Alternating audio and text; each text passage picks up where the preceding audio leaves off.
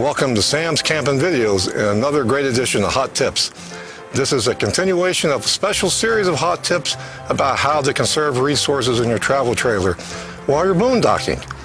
Today's hot tips will be the first of a sub-series of hot tips on this subject, and today will be how to have a correct RV battery configuration in your travel trailer while boondocking. It will help you later in conserving power.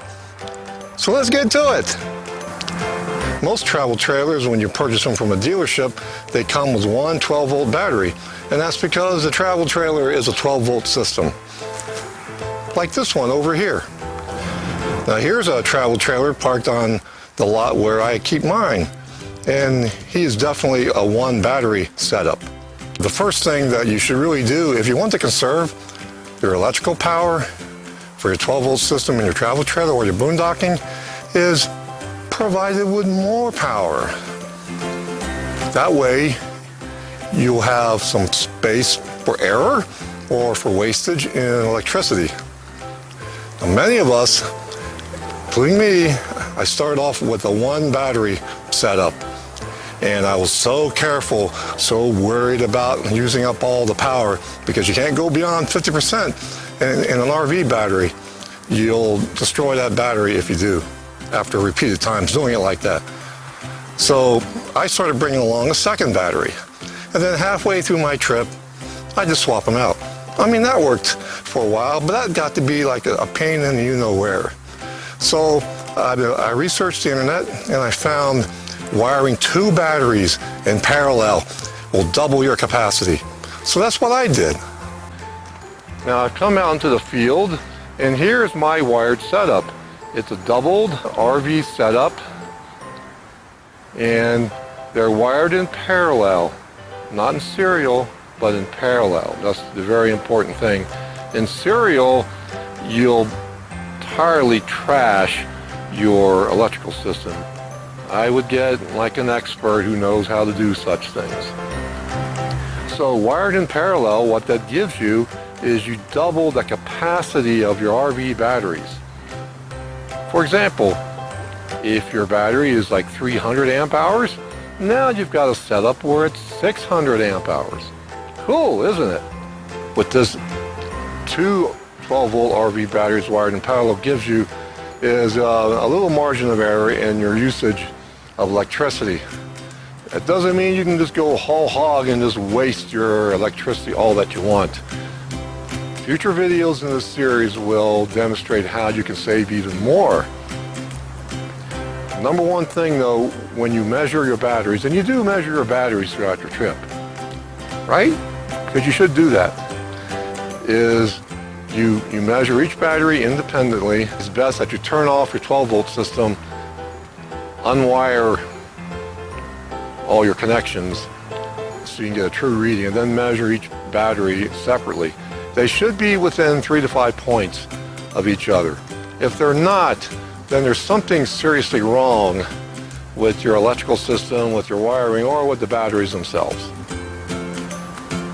Now it comes time to swapping out your single 12-volt battery system for a double one. Now you just can't just go out in the cheap and just buy one and just add it to the one you already have. That won't work. You have to turn in your old battery. And it's because it's been used and it's aged. You need to purchase two new batteries of the same manufacturer, same brand, around a month of each other, of same age, from the same retail establishment. Then you have someone do the wiring for you to wire them in parallel. If you go out on the cheap and just buy one and think, well, I can just ignore Sam's advice on this, you're going to ruin one or both of your batteries doing that. So by the time you get back home and it's time to recharge your batteries, that should be the first thing you do with your batteries anyway. Measure them, make sure they're within 3 to 5 points of each other. They should be, if they've been wired properly and you bought them from the same place, they're the same brand, same manufacturer, they're within a month of their born date of each other, and they should be within 3 to 5 points of each other. And then recharge them separately, of course. And then you, of course, like top them off, every month, or if you have a battery tender, even better, use that.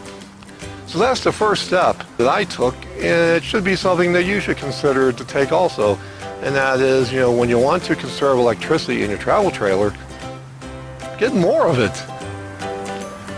Now with this extra capacity, you have that margin of error. You can waste it a little bit, not much, but you don't have to worry about using up all your battery power, because number one, you should never use an RV battery below 50%. 50% is really the most that you can use. So for a single RV battery setup, for example, 300 amp hours, you should only use 150 amp hours of it. That's 50%. You measure it and it goes below it, well, you better either swap that thing out or just stop using it, because you're gonna have, an issue. You're gonna probably destroy that battery. If you repeatedly do that, you might be able to get away with that once or twice throughout the year, but you can't do that repeatedly.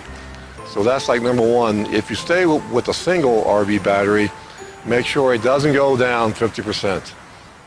And when you have a double battery setup, the same thing. You measure them independently and make sure they don't go below 50%.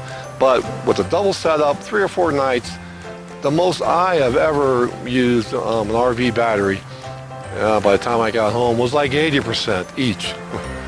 So that 30%, see, I've got that, as a cushion right there. So that's why I would recommend, as your first step in conserving electrical power when you're boondocking in your travel trailer, double your capacity. Buy 2 new RV batteries wired in parallel. You'll never regret it.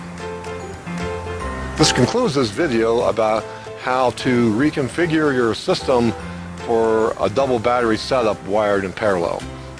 The next video will be about how to conserve that electricity by redoing the lighting system in your travel trailer.